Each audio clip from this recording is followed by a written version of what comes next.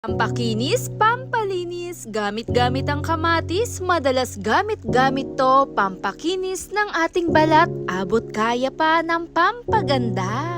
Naglagay lamang ako dito ng 1 teaspoon po ng rice flour o yung giniling na bigas. Pagkatapos, kapilang din po 1 teaspoon ng aking inilagay. Pwedeng-pwede rin po gumamit ng barakong kape, ito'y nakadepende pa rin po sa atin. Dito nga sa pinagsama nating rice flour at yung kape, halu-haluin natin tong mabuti na parang pulbos ang datingan. Instant glow din talaga ang kombinasyon sa pinagsama natin at yung pinaka-rice flour, pampaganda rin to ng ating balat. Nagbibigay tingkad, pinapasigla nito ang balat na nagiiwan ng maningning na kutis mula sa unang paggamit o madalas natin tong gamit-gamitin. Tumutulong na rin siya mag-exfoliate, nagpapatingkad sa balat at isang magandang gamit-gamitin ang dala ng kamatis, kumuha lamang po ng half. Madalas ko rin talaga tong gamit-gamit, 2 beses sa isang linggo ay aking ginagawa, ganap din talagang all natural astringent properties ang dala nito. At dun nga po sa pinakakamatis natin, isawsaw natin sa pinaka-rice flour at yung pinaka-kape, direkta natin tong idampi, i-massage sa ating mukha. Dito nga makakatulong na rin to lalo na rin sa mga dark spot kasama ng mga hyperpigmentation o yung batik-batik pangingitim sa ating balat, lalo sa mukha ay maganda to gamit-gamitin. Dahil ang kamatis, napakaganda nito, mataas sa antioxidant kasama ng lycopene. Tumutulong mag-neutralize lalo na sa balat na binabawasan nito yung mga dark spot. Higit sa lahat, pinoprotektahan nito ang ating balat lalo na rin sa mga alikabok, kasama na rin ang mga kakaibang hindi natin inaasahan lalo sa ating kutis. Na tumutulong din to lalo na rin sa mga oily, acne prone lalo sa balat. 5 minutes, 10 minutes babad natin at banlawan ito ng banayad lamang. Tumutulong na rin to magbigay pantay na kulay, nagpapatingkad lalo sa kutis. At all natural exfoliating na rin to na nagbibigay brightening properties dahil na rin sa mga sangkap na ating ginawa. Na binabalik nito sa sigla ang balat, na pinapanatilihing moisture at hydrated. Hit thumbs up if you like this video. Thanks for watching.